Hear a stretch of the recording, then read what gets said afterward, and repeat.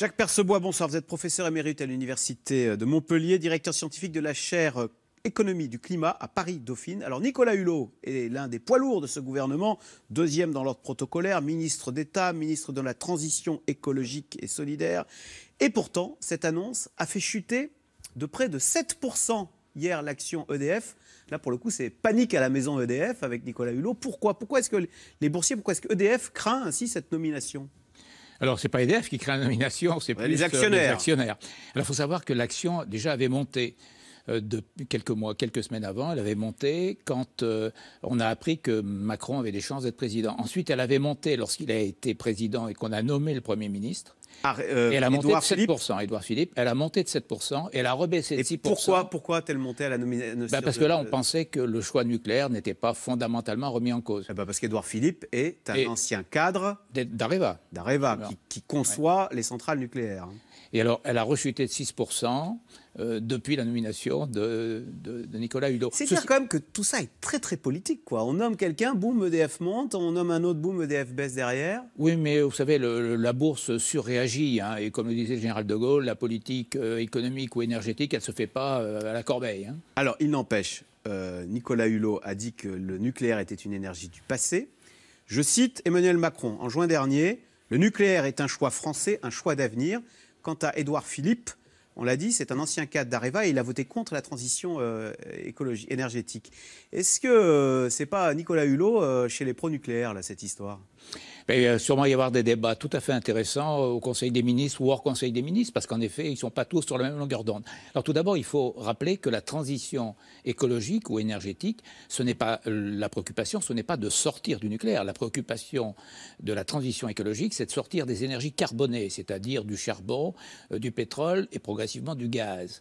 Et que certains écologistes considèrent qu'il y a les renouvelables, mais aussi le nucléaire, qui est une énergie décarbonée. Puis vous avez des écologistes qui sont eux, à la fois pour la sortie des fossiles, des énergies fossiles, mais aussi contre le nucléaire. Jacques Percebois, on sait très bien que la transition écologique prévoit aussi de réduire de 75%, de la ramener cette part du nucléaire à 50%, de réduire la part du nucléaire dans le mix énergétique, comme on dit. Oui, c'est ce qui est acté dans la loi française. Oui. Voilà.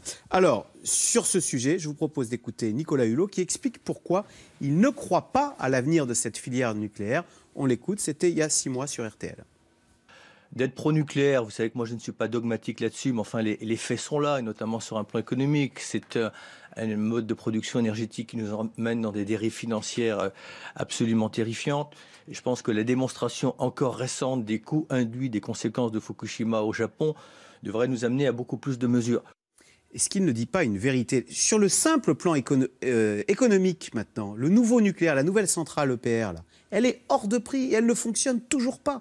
C'est économiquement un fiasco quand même, cette nouvelle centrale. Fiasco est peut-être un terme exagéré. Cette société elle est beaucoup plus chère, ce qui est vrai, mais aussi c'est une tête de série. Alors beaucoup font l'hypothèse que quand on en construira plusieurs, ça coûtera moins cher. Mais il faut ajouter qu'il y a actuellement dans les cartons ce qu'on appelle l'EPRNM, c'est-à-dire de nouveaux réacteurs nucléaires qui seront moins coûteux, avec un effet de série plus important.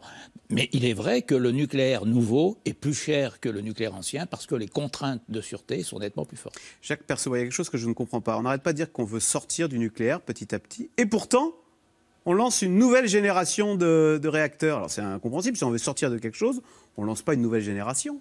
On ne veut pas vraiment sortir du nucléaire, on veut réduire la part du nucléaire. La loi ne dit pas qu'on sort du nucléaire.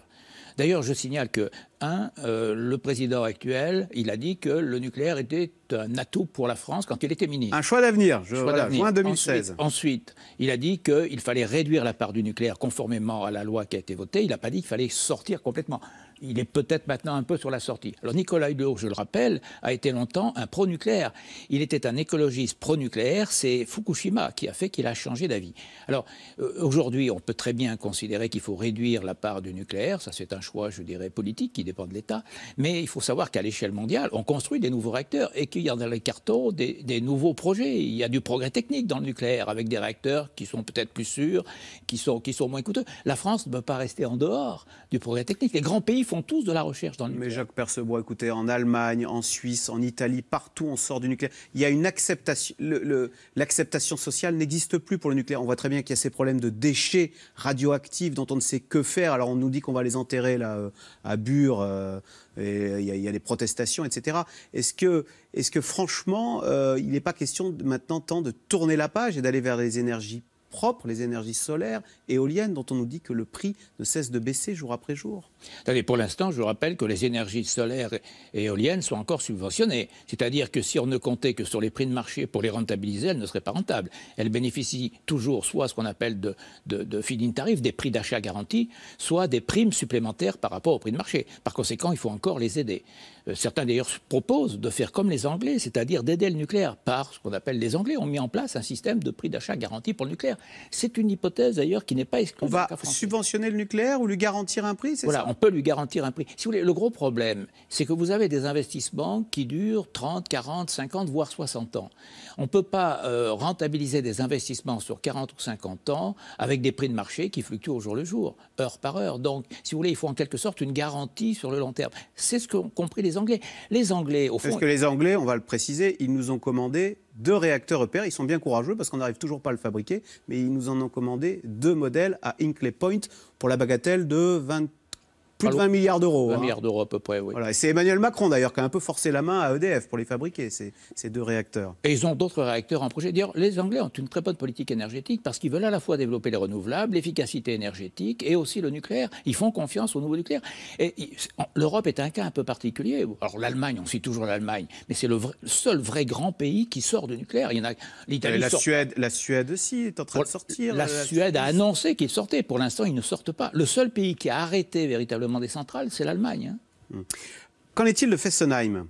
Alors on sait que EDF freine des 4 fers et ne veut pas fermer cette centrale. Il faut dire que là, pour le coup, elle marche. Et en plus, elle a été entièrement rénovée, Fessenheim.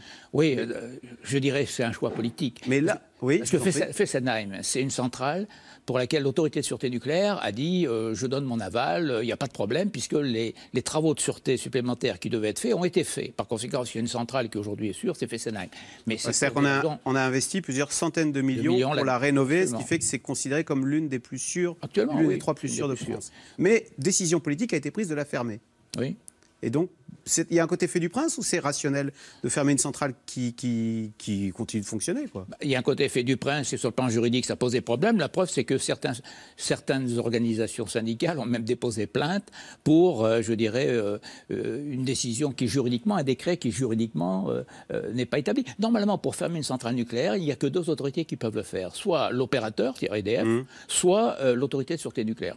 Bon, quand on vous entend, le nucléaire a toujours sa place dans le mix énergétique français, l'EPR va continuer de se développer, etc.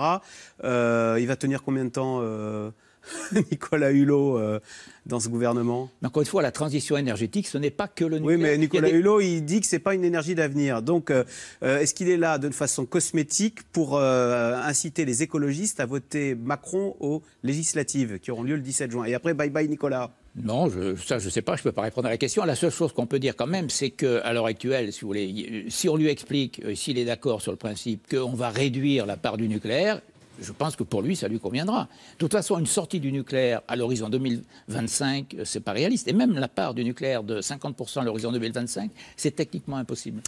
Merci beaucoup, Jacques Percebois, donc professeur émérite à l'Université de Montpellier et directeur scientifique de la chaire Économie du climat à Paris-Dauphine. Merci pour ces explications. Merci. Vous restez avec nous tout de suite. Caroline Roux, c'est dans l'air. Donald Trump va-t-il être destitué?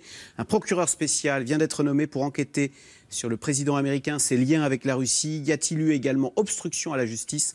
C'est dans l'air est intitulé ce soir « Trump panique à la Maison-Blanche ».